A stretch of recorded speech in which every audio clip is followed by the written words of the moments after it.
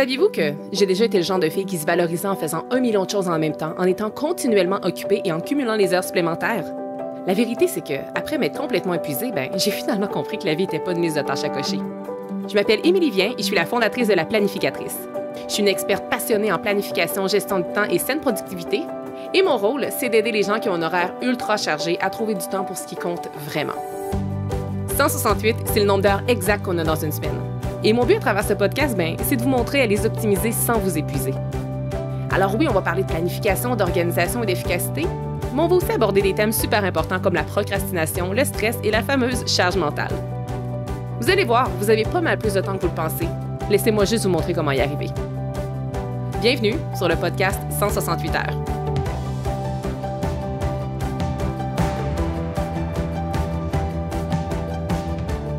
Bienvenue tout le monde sur le 37e épisode du podcast 168 heures. Et aujourd'hui, ce ne sera pas un épisode comme les autres, tout d'abord parce que je veux célébrer quelque chose de super grand. Vous l'avez déjà lu dans le titre, j'imagine, mais le podcast fête cette semaine son premier anniversaire et j'avais vraiment envie de vous offrir un épisode différent. Et j'avais en fait envie de le co-créer avec vous. Et dans le but justement de co-créer avec vous cet épisode spécial pour souligner les 1 an du podcast 168 heures, je vous avais demandé de me poser une question si vous en aviez une. Et j'ai reçu 242 questions. Donc, vous devez vous douter que je ne vais pas aujourd'hui répondre à 242 questions. Par contre, j'ai pris le temps de toutes les lire. C'était vraiment des questions super riches, super pertinentes. Et il y a plusieurs questions, je trouvais, qui revenaient souvent, dont notamment combien d'heures que je travaille par semaine, de quoi sont composées mes journées. Donc, éventuellement, je sais que je veux créer, par exemple, un épisode vraiment sur ça. J'ai obtenu aussi plusieurs questions un peu en lien avec, on va dire, le contenu, là, des problématiques ou des défis. Donc, ceux-ci, je vais vraiment les utiliser pour créer littéralement des épisodes.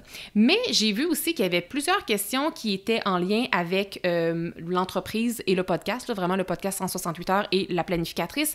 J'ai eu beaucoup de questions très personnelles et j'ai aussi eu d'autres questions qui étaient vraiment liées à mon parcours dans l'entrepreneuriat, quand je me suis lancée en affaires et tout ça. Donc, ce que j'ai envie de faire, en fait, c'est qu'aujourd'hui, je vais répondre aux questions qui sont, pas à toutes les questions malheureusement, mais à quelques questions que j'ai ciblées qui étaient pertinentes et qui sont vraiment en lien avec le podcast 168 heures et la planificatrice. Et justement, comme je suis en mode célébration, je vais vous offrir des épisodes bonus. Il y aura un épisode vraiment plus sur l'entrepreneuriat et mon parcours lorsque je me suis lancée en affaires. Et je ferai un autre épisode également sur les questions personnelles que j'ai reçues. J'ai également reçu beaucoup de questions par rapport à mon histoire et mon parcours, qu'est-ce qui m'avait amené là, en fait. Et je vous rappelle que l'épisode 2, je raconte pendant comme 1 heure mon parcours, mon épuisement, par quoi je suis passée, qu'est-ce qui fait en sorte que j'ai choisi de créer mon entreprise. Alors, si vous êtes très impatiente par rapport à ce genre de questions-là, il y a l'épisode 2 que vous pouvez écouter ou réécouter, bien entendu, chaque épisode aujourd'hui que je vais mentionner, je vais vous mettre le lien dans les show notes. Alors, maintenant, de quoi sera composé l'épisode d'aujourd'hui? Je vous l'ai déjà dit, je vais répondre un peu aux questions que j'ai retenues en lien avec le podcast 168 heures et les questions en lien avec l'entreprise, la planificatrice, mais je veux aussi vous partager quelques statistiques parce que 1 an, c'est pas rien. Il y a plusieurs personnes qui se lancent en podcasting et qui ne se rendent pas plus loin que les 5 premiers épisodes. Donc, 1 an, pour moi, c'est un grand accomplissement. Donc, je vais un peu vous révéler des chiffres, des statistiques. C'est quoi les épisodes qui ont été le plus écoutés et tout ça. Donc, ça va pouvoir vous donner un petit peu une idée. Vous allez en fait faire la rétrospective avec moi aujourd'hui. Je vais aussi vous expliquer s'il y a des choses qui vont changer dans la prochaine année avec le podcast. Donc, vous allez être aux premières loges de ces changements-là, s'il y en a. Donc, en fait, j'ai libéré cette année 38 épisodes. Je suis vraiment contente. En fait, petit rappel, moi, ma constance est aux 2 semaines. Donc, moi, je libère un épisode aux 2 semaines le lundi matin d'une durée approximative de 30 minutes. Et puis, en fait, normalement, ça devrait donner 26 épisodes. Pourquoi je suis rendue à 38? Parce qu'au début, lorsque j'ai fait un lancement, j'avais libéré 5 épisodes. À l'occasion, j'ai libéré quelques bonus et justement, très récemment, j'avais en plus un événement hors série du podcast où j'ai libéré un épisode par jour pendant 5 jours. Donc, tout ça ensemble fait en sorte que j'ai près de 40 épisodes déjà en 1 an. Donc, je suis vraiment satisfaite de ce bel accomplissement-là quand on pense qu'il y a 1 an, il n'y avait encore aucun épisode de libéré. Maintenant, plongeons dans les chiffres et dans les statistiques et je vous révèle c'est quoi les 3 épisodes en fait qui sont les plus écoutés. Alors, quels ont été vos épisodes favoris? Je vous présente le top 3. En 3e place, nous avons l'épisode 6. Voici pourquoi vous devriez avoir une routine matinale. En 2e place, l'épisode 3. Êtes-vous productive ou occupée? Et quel est, à votre avis, l'épisode préféré de tous? Le plus écouté, c'est l'épisode 5. Alors, 10 trucs pour travailler mieux et non davantage. Je sais que c'est un épisode qui a été très, très, très partagé, donc merci beaucoup de l'avoir fait connaître à plusieurs. Et ce qui est très drôle, c'est que c'est ça, je suis rendue à près de 40 épisodes et les plus populaires sont dans les premiers, en fait, numéro 3, 5 et 6. Et puis, en fait, ça me témoigne que la majorité des gens commencent vraiment, vraiment par le début avec le podcast. Puis, je trouve que c'est une super belle façon parce que, honnêtement, tout est fait d'un peu de façon chronologique et puis je fais souvent référence dans mes nouveaux épisodes à des épisodes passés. Donc, si jamais vous êtes nouveau ici, vous pouvez vraiment piger où vous voulez, mais gardez en tête que si vous avez envie de vivre l'expérience au complet et l'immersion totale, n'hésitez pas à commencer par l'épisode numéro 1 et y aller de façon chronologique. Dans la dernière année, j'ai aussi eu le plaisir de recevoir 4 invités. La première a été Laurie Michel de la compagnie Vivala, c'est l'épisode 15 et on a parlé ici de comment on peut diminuer notre temps d'écran.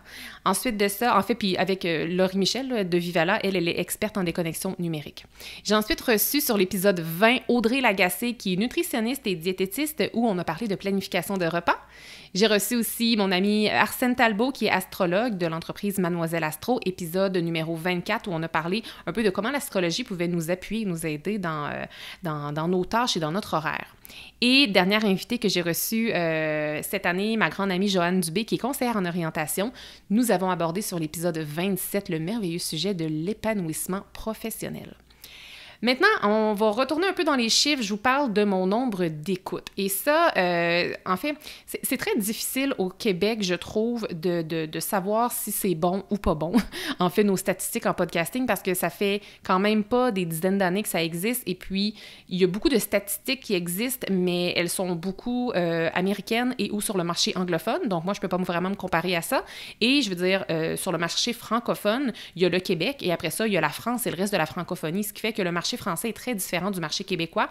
Alors, encore une fois, tu sais, je peux pas vous confirmer si officiellement, si c'est bon ou pas bon. Mais moi, tous les chiffres que je vois, je suis très satisfaite. Parce qu'il y a 1 an, le podcast n'existait pas encore. Et moi, j'ai lancé ce podcast-là pour, de 1, avoir du plaisir, de 2, pour continuer à mieux vous servir et parce que je sentais que c'était la prochaine chose à faire. Et pour vrai, je sentais tellement que c'était la prochaine chose à faire qui pouvait vous aider, le podcast, que je me dis que peu importe les chiffres, je suis immensément satisfaite. Donc, je suis à combien d'écoutes à ce jour? Je suis à 92 000 écoutes et là, j'enregistre un peu en avance, ce qui fait que est-ce que je vais atteindre le 100 000 écoutes avant ma première année ou bien le jour de la première année?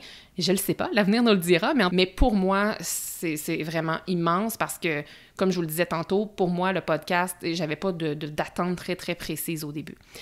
Ensuite, qu'est-ce qui me rend tellement reconnaissante aussi, c'est le nombre d'avis 5 étoiles que j'ai sur Spotify et Apple Podcast. Au total, là, les deux confondus ensemble, je suis à plus de 665 avis 5 étoiles. Merci, parce que pour vrai, ça fait tellement de différence les avis que vous donnez parce que c'est ce qui me permet un peu de tailler ma place dans l'algorithme. Il y a de plus en plus de podcasts, il y a des podcasts d'immense qualité et puis pour essayer de ressortir du lot, c'est souvent avec le nombre de personnes qui nous suivent et le nombre d'écoutes, mais aussi beaucoup avec le nombre d'avis qui sont laissés. Alors, vous êtes 665 personnes à avoir laissé un avis 5 étoiles. Pour vrai, merci. Je sais pas comment vous dire merci plus que ça. C'est immense pour moi. Immense. J'ai aussi plusieurs milliers de personnes qui me suivent. Donc, me suivre, ça veut dire que vous êtes abonné à ma chaîne, si on veut, ma chaîne Spotify ou sur Apple Podcast pour un grand total de 3 872 personnes. Merci de me suivre de si près.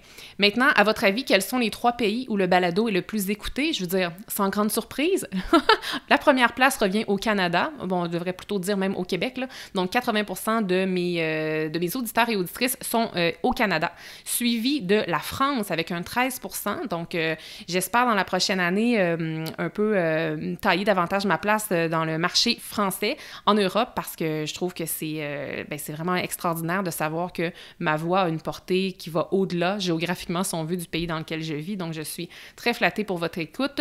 Et le troisième pays, avec un 2%, la Belgique.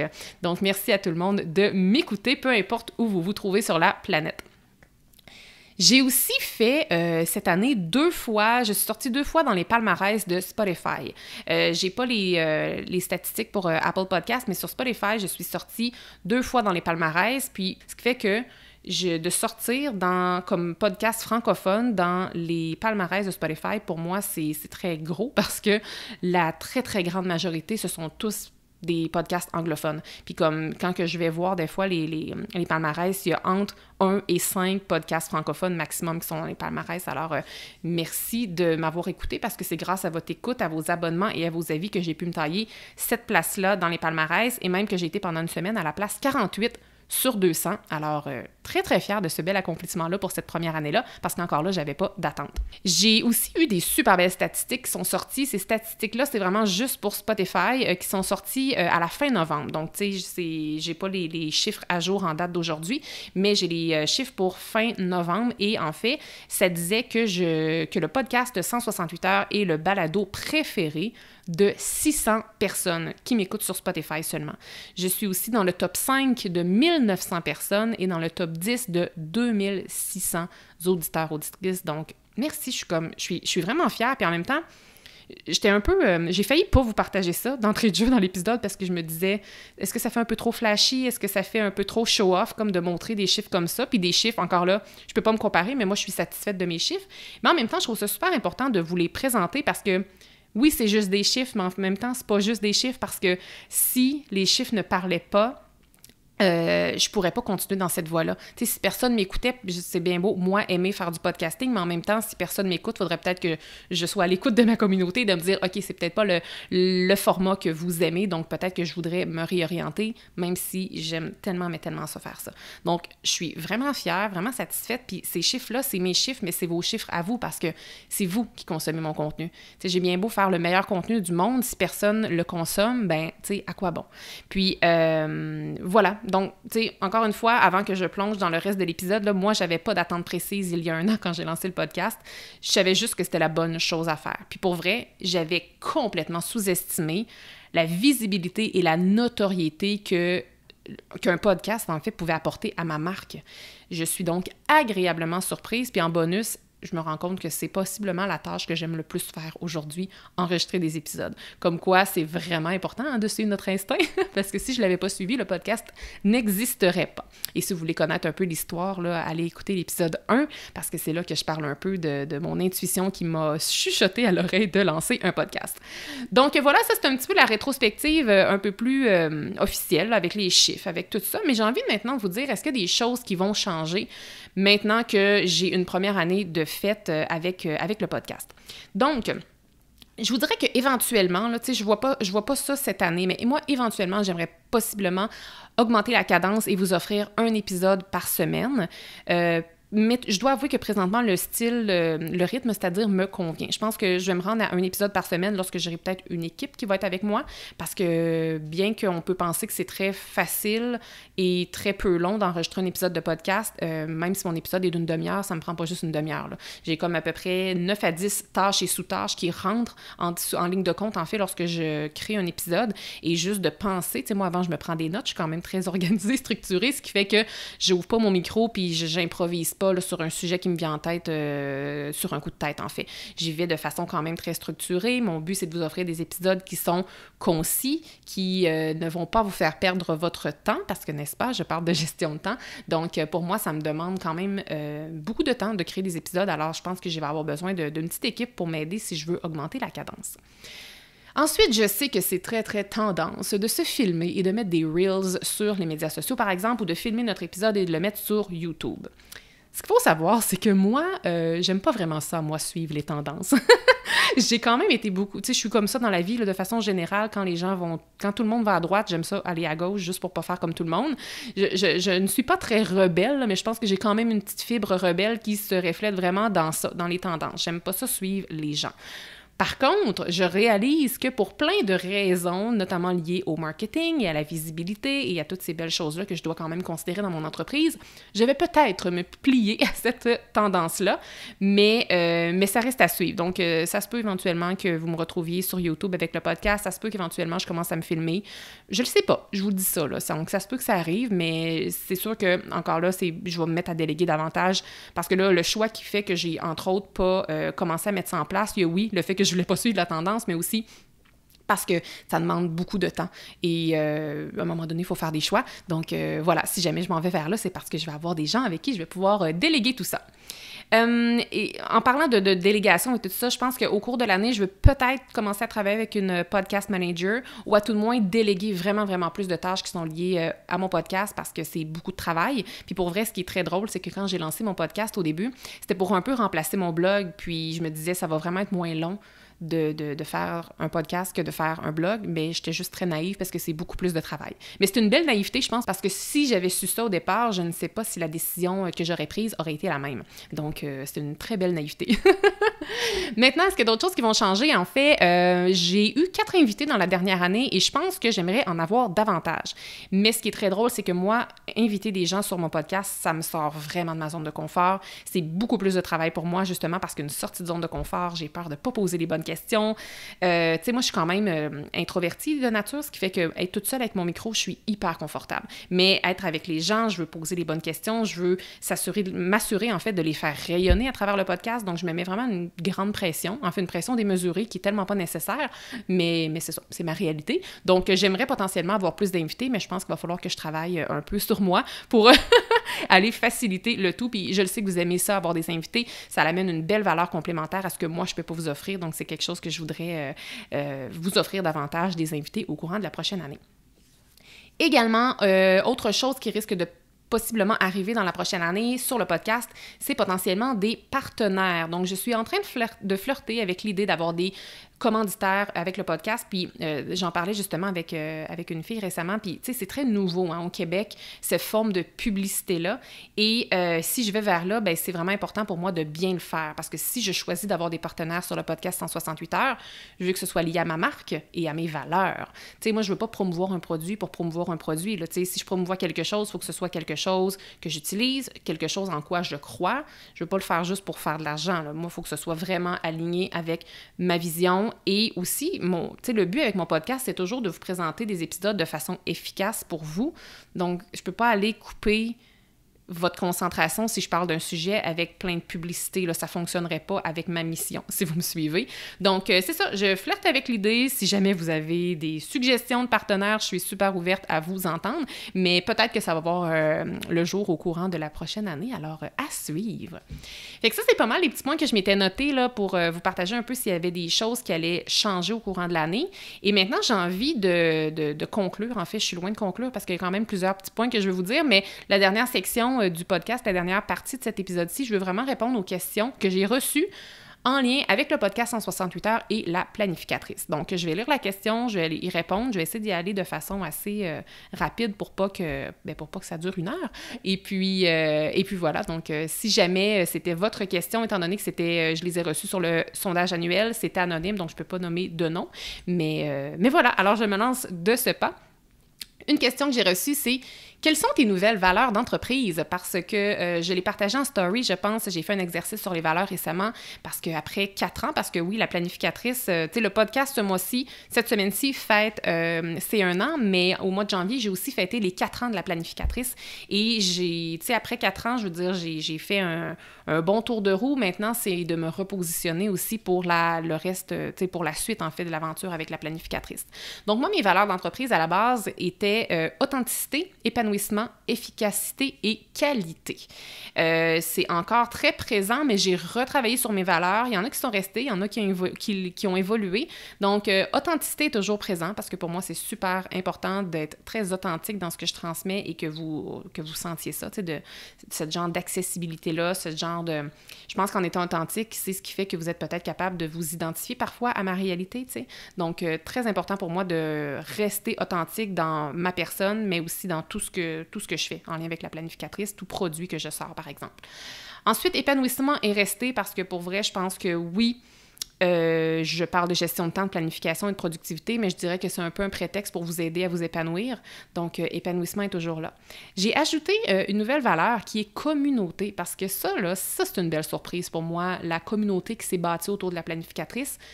Ça, je l'avais pas vu venir. Ça, quand je me suis lancée il y a 4 ans avec un petit blog, là, genre, je ne pensais vraiment pas créer une communauté autour de ça.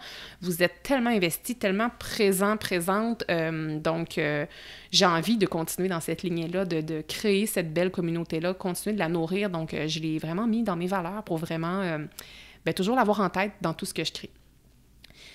J'ai changé qualité pour un mot qui s'aligne un peu plus vers où est-ce que je veux m'en aller avec la planificatrice, et c'est raffinement.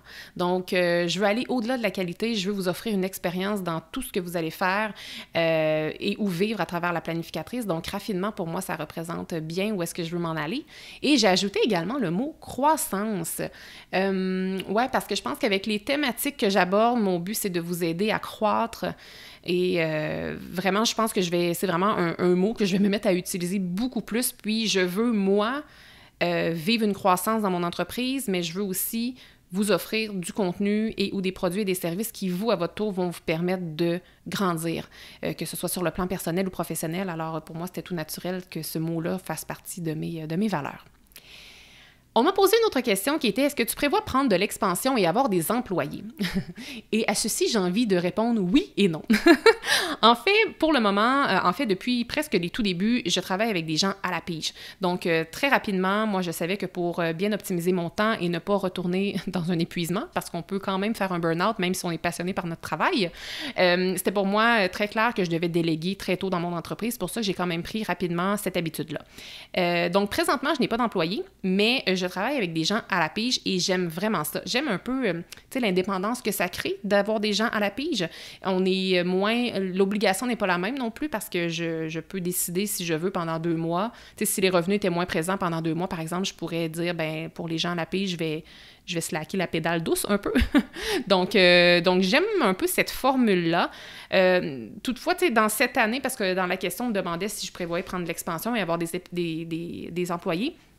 Cette année, ce qui est très, très clair pour moi, puis ça fait partie d'un de mes objectifs de l'année, c'est de déléguer davantage, au point où j'aimerais déléguer à peu près 80% de ce que je fais maintenant pour me concentrer sur ma zone de génie. Je veux dire, on se racontera pas d'histoire, là. Je pense qu'un jour, oui, il va me falloir des employés, mais je pense que présentement, je suis pas prête pour le moment. J'aime l'indépendance, comme je vous disais, que ça me procure d'avoir des pigistes. Donc, je sais que cette année, je vais continuer de travailler avec des pigistes en qui j'ai très, très, très confiance. Et puis, oui, donc, à court terme, non, mais à moyen, long terme, je crois que oui, il y aura des employés éventuellement. Mais, tu sais, je m'imagine quand même pas avoir... une immense équipe. Je n'imagine pas avoir 25 personnes à ma charge. Je pense qu'un jour, chez des employés, ça va être quand même une petite équipe. Voilà. Et en fait, je viens juste d'avoir un flash. En fait, j'ai déjà géré des employés, moi, dans mon ancien travail. Et malgré le fait que je le faisais bien, je pense que j'ai des bonnes aptitudes en ressources humaines. C'était quand même pas ma grande passion là, de gérer des employés. Donc, je pense que c'est peut-être une partie de la résistance là, qui se trouve là. On m'a aussi demandé comme question, est-ce que tu es seule pour faire tout ce que tu fais? Alors là, j'ai déjà un peu vendu le punch en vous disant que je travaille avec des gens à la pige, mais concrètement, peut-être que vous ne savez pas avec qui je travaille. Donc, la personne avec qui je travaille le plus fréquemment, c'est une adjointe virtuelle. Donc, elle fait plusieurs trucs pour moi là, à toutes les semaines et à tous les mois. Et je veux lui en donner beaucoup plus cette année également. Je travaille à l'occasion avec une graphiste que j'adore, notamment pour la création et la mise à jour de votre produit chouchou, qui est l'agenda de la planificatrice. Je travaille aussi parfois avec une réviseure professionnelle qui, elle, va aller réviser notamment l'agenda. Ensuite de ça, je travaille à l'occasion aussi avec une stratège marketing. Maintenant, est-ce que je vais avoir d'autres personnes qui vont se joindre à ces pigistes-là au courant de l'année ou prochainement? Oui, je vise potentiellement déléguer certains projets à une chargée de projet professionnelle qui travaille à la pige. Ça va peut-être, pas peut-être, là, mais ça m'aiderait vraiment beaucoup. Et puis aussi, je vous l'ai dit un petit peu plus tôt, mais peut-être avec une podcast manager qui m'aiderait à vraiment me décharger pour tout ce qui est des épisodes de podcast et que moi, mon rôle, que ce soit juste qu'est-ce que je préfère faire, soit prendre mon micro et vous parler. Et puis, aussi, tu sais, ceux-là, on dirait, je pense jamais les nommer, mais sont tellement importants. Tu sais, mon chum, il m'aide tellement, là, je veux dire... mon chum, il s'occupe de toute l'expédition de mes agendas. C'est tout lui qui s'occupe d'aller les porter. Quand je suis en mode création d'agenda, je fais affaire avec un imprimeur de Québec. Le nombre d'allers-retours qu'il fait chez l'imprimeur pour aller chercher des échantillons puis tout ça, je veux dire, puis il est là juste pour m'encourager au quotidien. Là, donc, mon chum est hyper, hyper présent. Il n'est pas rémunéré, mais il fait partie de mon équipe, là, si on veut, là, sans qu'on le veuille vraiment. Ensuite de ça, j'ai aussi mes parents. Comme mes parents, eux aussi, ne sont pas rémunérés, mais ils sont tellement, mais tellement présents. Je veux dire, tu sais, dans la semaine prochaine, je suis invitée sur un podcast qui va se dérouler dans un studio à Montréal, mais comme mon chum et moi, on partage la voiture et mon chum a besoin de la voiture. Et c'est aussi moi qui fais toujours la routine matinale avec mon enfant, avec notre enfant, parce que mon chum travaille très, très tôt le matin.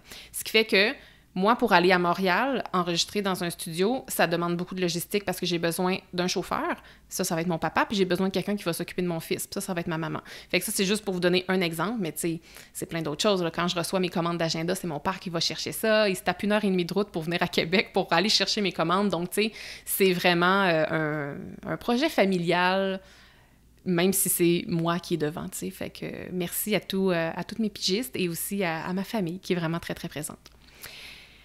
Autre question, où vois-tu la planificatrice dans un an?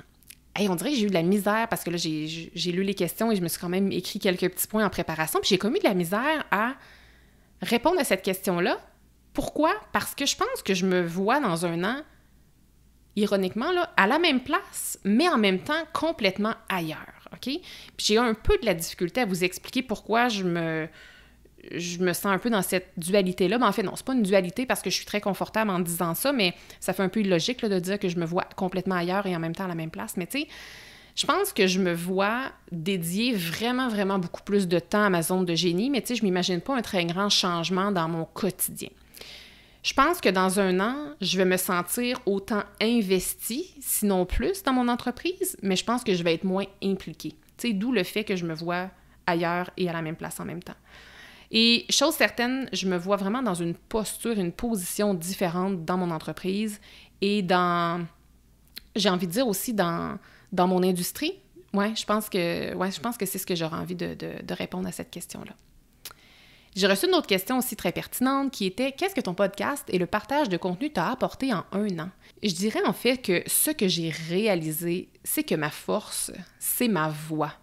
Ma force, c'est de communiquer. Ma force, c'est de faire des liens entre différents sujets, entre différentes thématiques et aussi de rendre concret ce qui peut très souvent être abstrait. Fait que ça, j'ai vraiment réussi à mettre le doigt sur ces forces-là et de un peu accepter que ce sont des forces. Tu sais, des fois, on est très bon pour se dire c'est quoi nos défauts puis c'est quoi nos défis, mais de s'asseoir et de se dire, OK, c'est quoi mes forces? Qu'est-ce que moi, je fais différent des autres ou qu'est-ce qui fait que je vais être capable de passer à un autre niveau? Et c'est ça, fait que j'ai comme compris à travers mon expérience de podcast que c'est une force pour moi. Et merci à toutes les personnes qui ont osé m'écrire pour me dire à quel point ils aimaient mon contenu, qu'ils aimaient ce média-là, à quel point ils trouvaient que c'était tellement, tellement pertinent pour moi de faire un podcast parce que ça m'a vraiment donné confiance. Parce que là, je vous dis ça, puis je me sens un peu comme show-off, là, de vous dire que, ouais, moi, ma force, c'est ma voix, tu sais. mais c'est ça. Merci à toutes les personnes qui m'ont donné autant de bons commentaires, comme vos commentaires m'ont vraiment aidé à prendre confiance. Aussi, je trouve qu'après un an, ça me confirme à quel point c'est important de donner en affaires afin de recevoir. Parce que j'ai jamais autant donné de contenu gratuit que cette année. Je veux dire, je pense que le contenu que je donne est quand même très riche et je reste pas en surface. C'est pas du contenu superficiel que je vous offre sur le podcast, c'est vraiment du contenu très utile, très concret, très pratico-pratique que vous pouvez implanter la minute après que vous ayez fini l'épisode.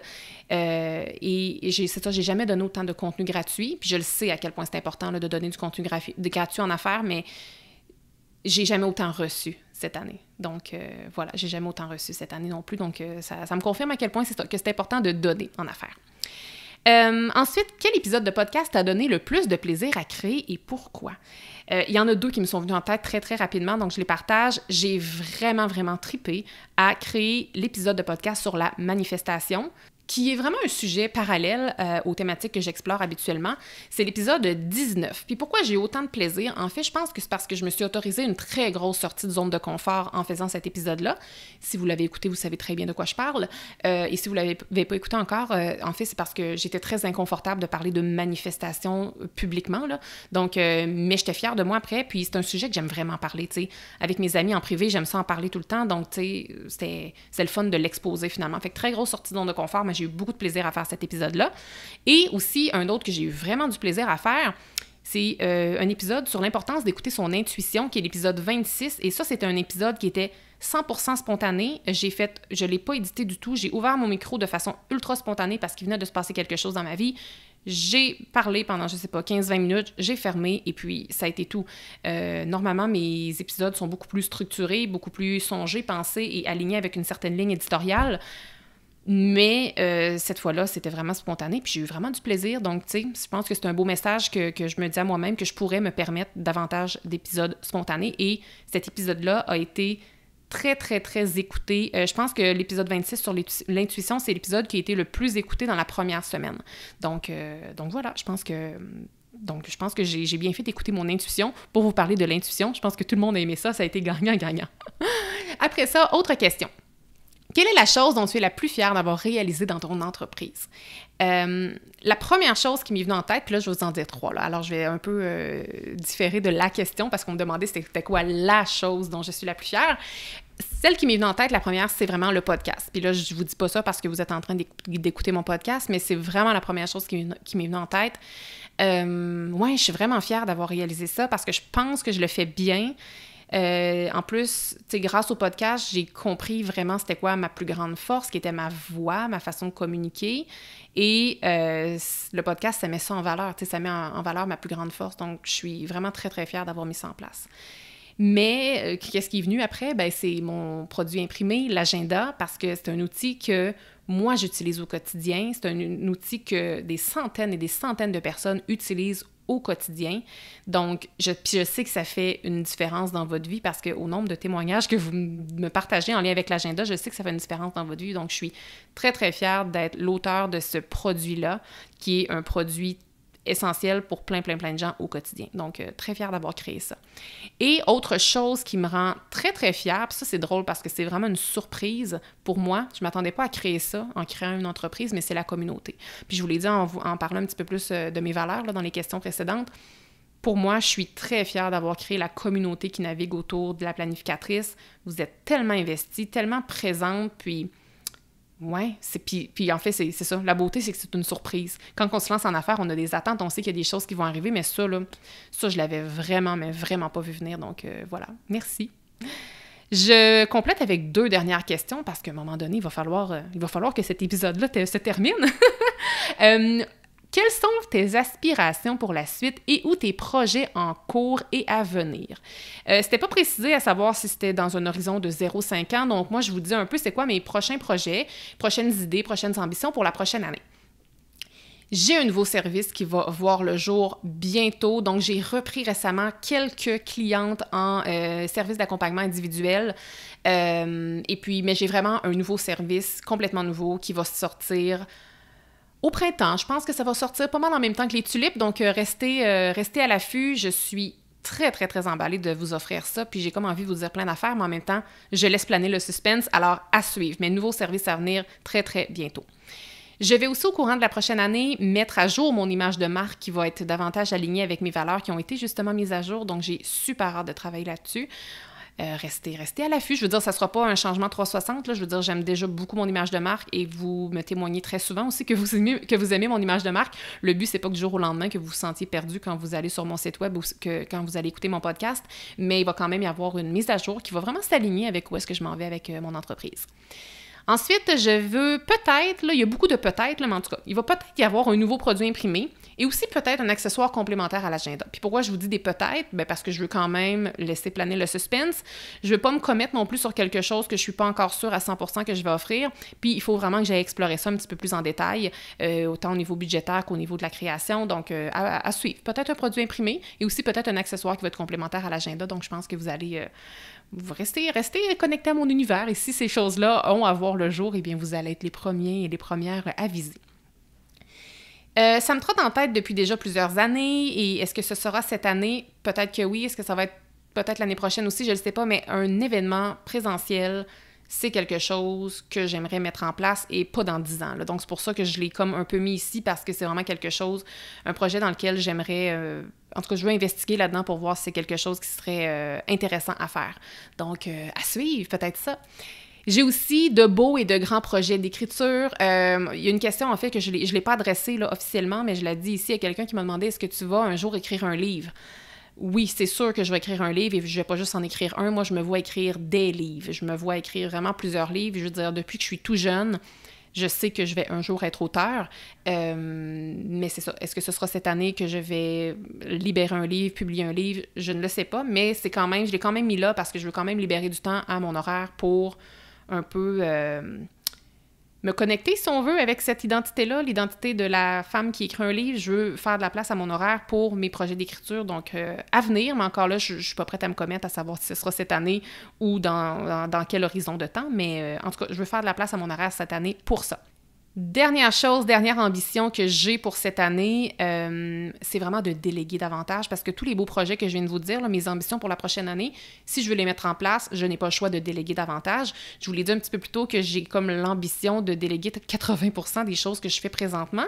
Je sais que ça arrivera pas demain matin, mais j'aimerais ça être assez proche du 80% ou de l'avoir atteint à la fin, mettons au 31 décembre. Là. Donc, l'avenir nous dira si j'ai atteint mon objectif, mais c'est vraiment avec cette intention-là que je démarre l'année. Donc, voilà. Alors, c'est vraiment un gros projet pour moi que de faire ça. Dernière question. De quoi tu es la plus fière du côté professionnel? En fait, je pense que je vais essayer de vous répondre en une phrase, mais vous allez rapidement comprendre que ça comprend plein de choses. Là, mais de quoi je suis la plus fière du côté professionnel, c'est de m'être créé un travail duquel je peux vivre. Puis là, je fais vraiment allusion à vivre financièrement, là, ici. Un travail duquel je peux vivre, mais aussi qui me passionne profondément, qui supporte mon style de vie et aussi où je ne suis pas toujours dans l'obligation d'échanger du temps contre de l'argent. Et toutes ces belles choses-là mises ensemble, qu'est-ce que ça fait? Bien, c'est que ça me procure une très, très grande flexibilité dans ma vie, dans ma vie globale, là, pas juste dans ma vie professionnelle, mais aussi et surtout, si on veut, dans ma vie personnelle. Donc ça, là, je suis super, super fière d'avoir mis ça en place au cours des 4 dernières années. Alors, c'est ce qui fait le tour des quelques questions que j'avais sélectionnées pour vous partager sur l'épisode d'aujourd'hui. Je vous rappelle que très prochainement, encore là, je ne me commets pas, mais prochainement, il va y avoir des épisodes bonus où je vais vous répondre à des questions plus personnelles, puis il va y avoir un autre épisode où ça va vraiment être des questions en lien avec mon parcours en entrepreneuriat et comment je me suis lancée en affaires parce que j'ai reçu beaucoup de questions dans cette lignée-là. Ce que j'ai envie de dire pour conclure, ben c'est merci. Merci d'être ici un an plus tard. Merci de me confirmer que je suis sur la bonne voie en faisant ce podcast-là. Donc, que ce soit votre premier épisode que vous écoutiez ou bien le 37e, je suis tellement, mais tellement reconnaissante que vous soyez ici. Et si vous avez envie de me témoigner votre plus grande appréciation, vous savez sans doute c'est comment, mais si vous ne le savez pas, je vous le rappelle, c'est pour moi important de vous le rappeler. Je suis là pour ça. Appuyez sur pause dès maintenant et allez évaluer le podcast 168 heures en lui mettant un 5 étoiles. Vous pouvez le faire sur Spotify ou vous pouvez le faire sur Apple Podcast. C'est tellement, tellement important de le faire. Puis vous savez pas à quel point un petit témoignage de plus ou une évaluation de plus a vraiment un réel impact chez les créateurs de contenu comme moi. Donc, si vous le faites, merci. Ça a une immense valeur pour moi. Puis comme continuez de partager le podcast comme vous le faites, à toutes les semaines, je vois des stories qui sont partagées, puis vous partagez à vos communautés des épisodes ou bien le podcast comme merci, merci, merci. Je vous réponds toujours en privé un grand merci, mais merci. J'ai pas de mots pour vous dire à quel point ça a vraiment, vraiment un impact sur mon entreprise. J'espère donc que vous avez aimé le format de cet épisode-ci qui était vraiment, vraiment différent, qui était vraiment un peu, oui, une rétrospective, mais aussi un style plus Q&A, là, où je répondais à des questions. On dirait que je me sentais un petit peu imposteur au début, puis je me disais, bon, tu sais, à quel point les gens veulent entendre parler de moi, mais j'ai tellement reçu de questions que je me suis dit, je peux pas ne pas répondre aux questions. Donc, j'espère que vous avez apprécié. Laissez-moi savoir si c'est le cas dans les commentaires peut-être du podcast. Si vous m'écoutez sur Spotify, vous pouvez aller écrire des commentaires pour chacun des épisodes. Sinon, sur Apple Podcast, vous pouvez écrire un avis général en mentionnant cet épisode-ci si vous l'avez particulièrement aimé. Je vous retrouve très très bientôt dans 2 autres épisodes qui vont être similaires où je vais répondre à des questions différentes. Et puis voilà, merci d'être ici. Merci de fêter avec moi les 1 an du podcast. Et puis, en route pour la 2e année. À bientôt! Merci d'avoir été là. Si cet épisode vous a plu, est-ce que je peux vous demander un petit service? Allez évaluer le podcast 168 heures en lui donnant un 5 étoiles et abonnez-vous pour ne rien manquer. C'est honnêtement la meilleure façon de le faire découvrir aux autres, puis en même temps, ça me témoigne que vous l'aimez. J'ai déjà hâte qu'on se retrouve et d'ici là, assurez-vous de profiter pleinement des 168 heures de votre semaine. À bientôt!